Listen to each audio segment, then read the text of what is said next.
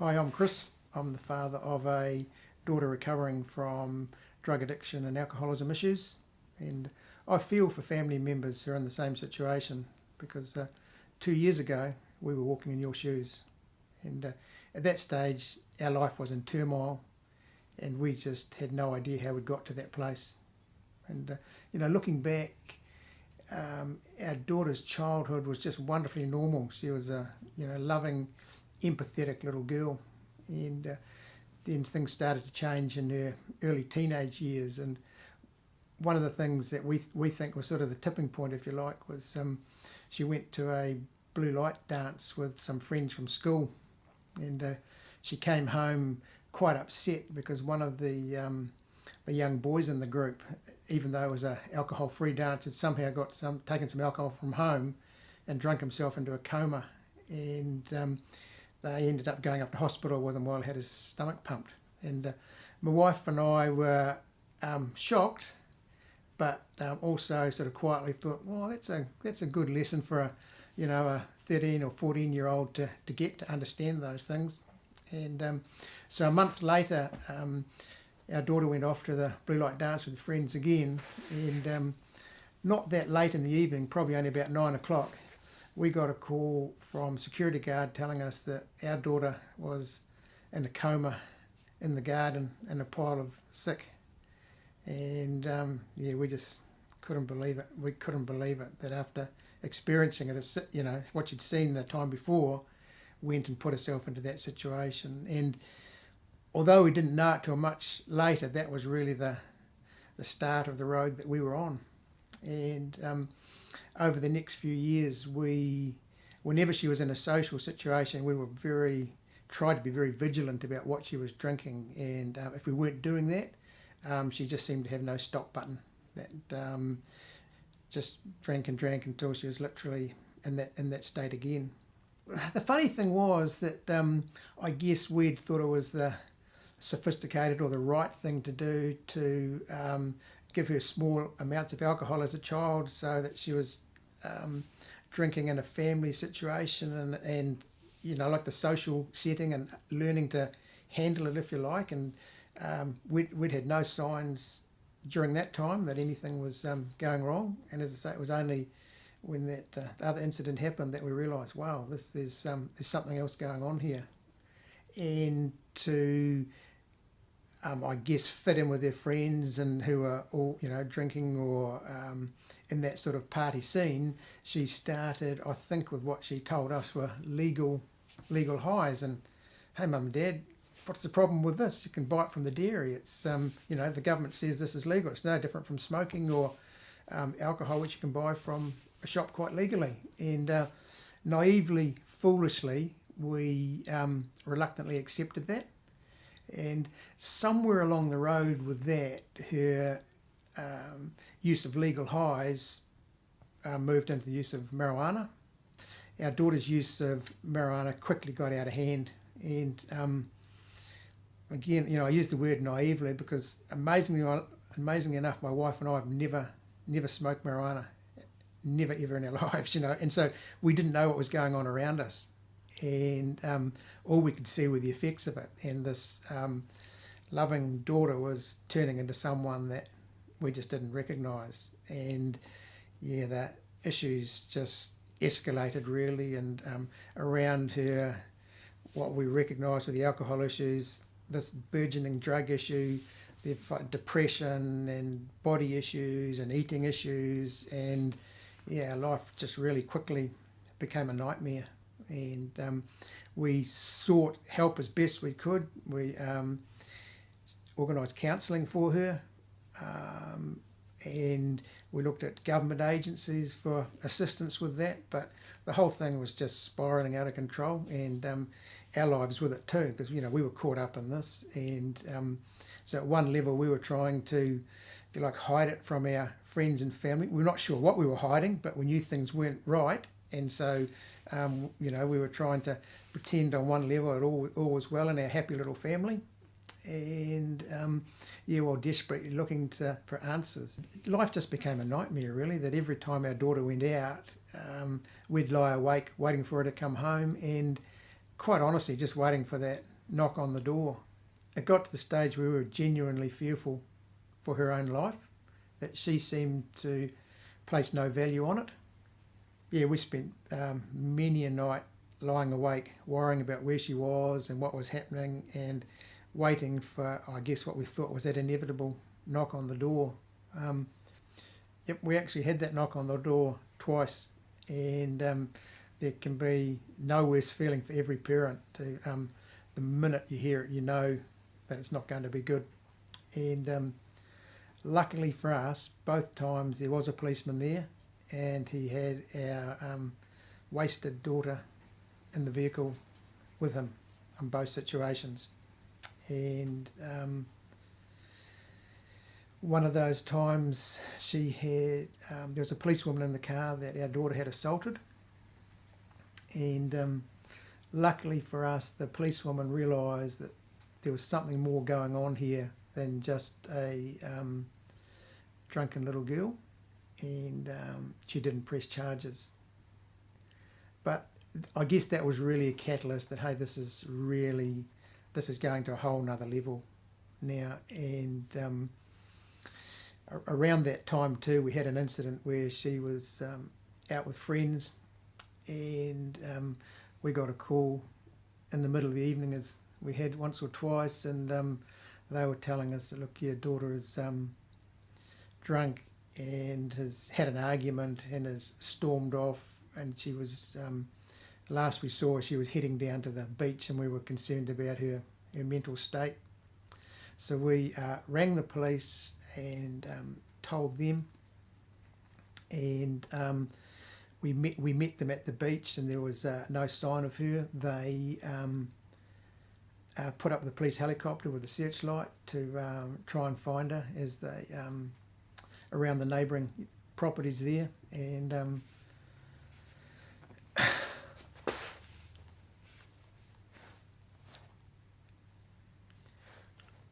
my wife and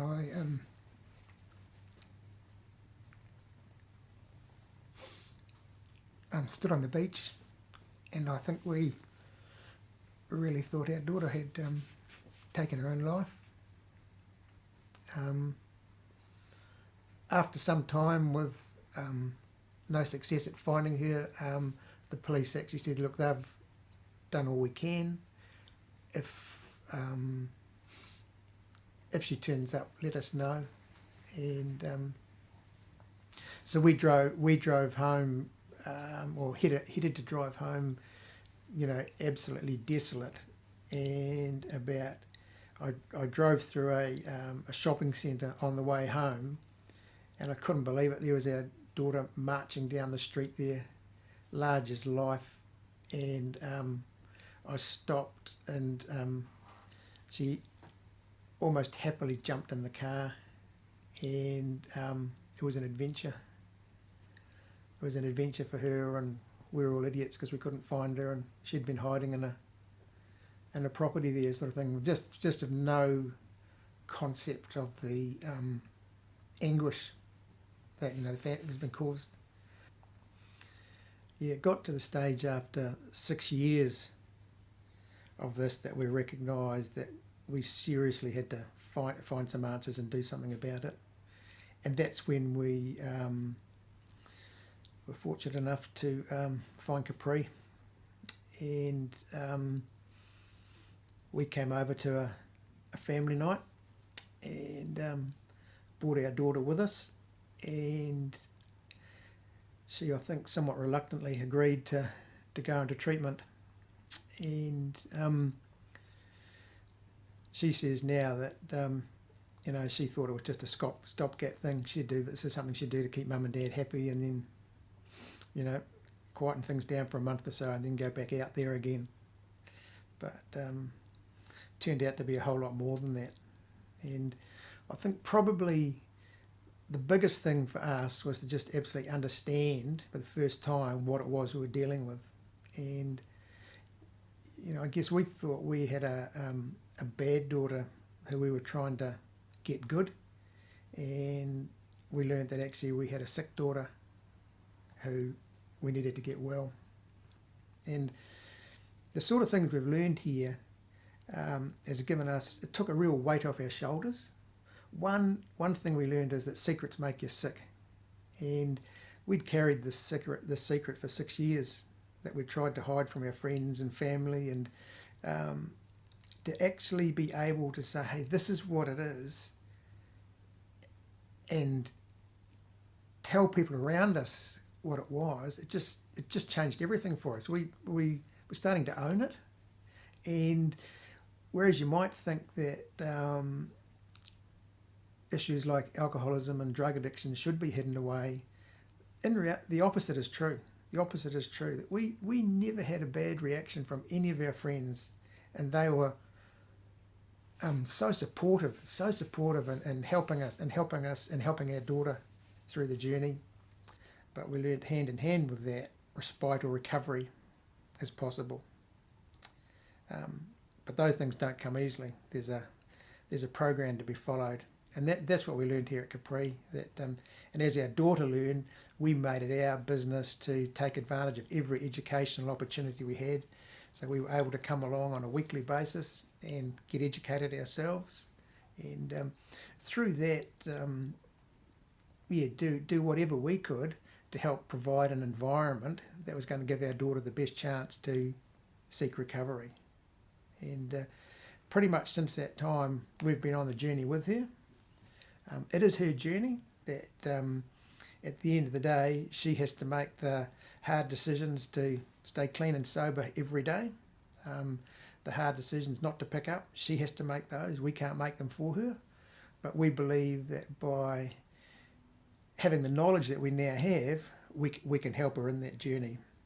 Yeah, all credit to our daughter, because I'm really proud to be able to say today that she's 702 days clean and sober, and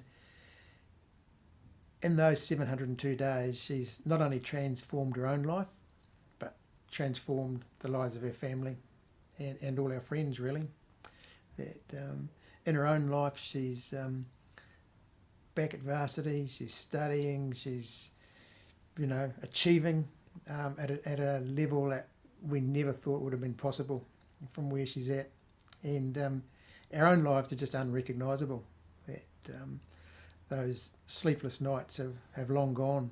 Yeah, it's just a completely different life that 2 years ago we would never have thought was possible, and very grateful for the journey that our daughter's gone through, and also in a strange way for being able to share in it. That although obviously, as you can imagine, our relationships as a family were pretty shot. Time we all came into Capri, and we were all about as sick as each other at that stage. Now they're stronger than they've ever been, because we've faced this challenge together, and we are very well aware that we haven't beaten the challenge, that it's a lifelong disease for our daughter, and it's something that she will need to, there's only one answer for her, and that's total abstinence, and she understands that. So one of the big changes in our life is being understanding that while we couldn't control it, we could certainly help create an environment in which our daughter could put to use the tools which she learnt at Capri. And also, I guess, to understand that there are signs that we could look for when she was struggling with those. And one of the most obvious signs is isolating. And we used to think that was just our daughter in her room. Now we know what it is, and we can help her guard against that. And so that when we see signs of that, that's the time to remind her that, hey, you've got a whole heap of tools in your toolbox it's going to help you towards recovery, and it's reaching out, it's talking to other people, it's sharing the issues that you've got right now. And if you don't feel comfortable sharing that with Mum and I right now, you've got lots of recovery friends who can help you through that. So the Capri program gave our daughter a whole lot of tools to use as she headed off down the road of recovery, and she knew that wasn't going to be easy, that there were going to be hurdles in front of her, and no one's sugarcoating it. She was certainly left Capri with under no illusions that there was a hard road ahead, but it was heading down that road with the tools to deal with some of the things. And so, whereas for years she'd been hiding her feelings, if you like, or squashing her feelings with drug and alcohol abuse, it was being able to understand that they're a normal part of life. You know, it's living life on life's terms, and stuff happens. She was only about 6 months in recovery when her grandmother died, and her grandmother was one of the people who was absolutely instrumental in helping her recover her life. They were very close, and there was a time when a loss like that would have totally derailed our daughter. She would have, gone straight back to, she would have picked up to try and squash all the hurt and the grief that you'd naturally feel. And for her to be able to go through that and to have all those feelings and remain solid in her recovery was just spoke volumes, I think, for what she'd learnt. And here at Capri, she knows she can come in at any time if she's down. There's outpatients programs that she can utilise. There's friends that she's made in here that they'll be in touch for life, I think. Because they've shared something that few of us do in life. They met when they're at probably at the lowest point of their lives, and it's our daughter is relatively young. She's lucky. She's found recovery early in her life, and some of the older inpatients when she was in Capri were very generous in telling her that you've got this opportunity. You grab that with both hands. You don't have to get through to middle age before you recognise these things. You don't have to destroy marriages and lose your children and all those terrible outcomes, which are the consequences of drug and alcohol addiction. Yeah, if I guess it's something that I've shared resonates with you, and you can see that as having it's similar to your own story, I'd certainly encourage you to make a call to Capri and just have a talk to them about how the treatment here could benefit your loved one. That I can't speak highly enough of the place. That as I've said, I'm sure I've said 3 times, it's just transformed our life, and we're hugely grateful for that. And here's one answer that worked for us. I've seen it working for many other people over the past 2 years here. Yeah, 2 years down the track, I'm just so proud of my daughter. I know how hard it has been to stay on this journey of recovery, and it's been such a thrill to see her giving everything to hang on to her sobriety. Man, we've through the darkest days, we never stopped loving her. She sometimes says we loved her when she couldn't love herself. But it's just, the love and the pride we have in her and what she's achieved now is just, off the scale. So proud to be her dad.